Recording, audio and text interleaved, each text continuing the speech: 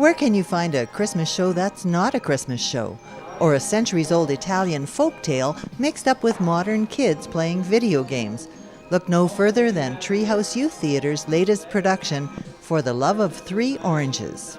I said, let's do something ridiculous, and so we picked this Italian folktale that nobody's ever heard of, and are basing our whole story on the folktale.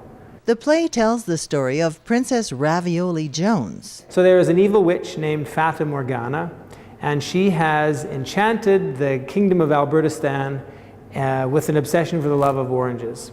And she sends this princess and this clown called Truffaldino to cross the plains of Stettler and the coulees of Coronation to seek out these three giant oranges, bring them back to Albertistan and break the curse. But that story is only one part of the show's entertainment. At intermission, we get a nod to the season. So what we're going to look at tonight is a Christmas carol, a vintage Christmas carol called I Got a Cold for Christmas.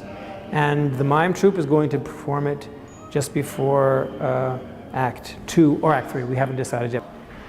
An interesting contradiction with this play is that although it can be very noisy, it also uses a lot of mime, which is essentially silent. Hey, can somebody let me out of here? So we're playing on that also by having some mime artists. Our mime artists are going to be in white face and wearing black and white, and then our big noisy show. So we're out to confound and confuse everybody so they can say, wait a minute, they said there's lots of noise, but mimes don't talk. Well, they'll find it weird because usually you have to play, you're quiet, and you just kind of clap instead of, getting up and yelling boo or yay or whatever. Part of the mime troupe's job is to encourage the audience to have a great time. In training to do that, they're learning new skills. I'm pulling a rope down, or a piece of string. And they're learning to function as a group. For the dance, we're just kind of all doing the same parts, and so we're not really doing like separate pieces. It's kind of just all the same.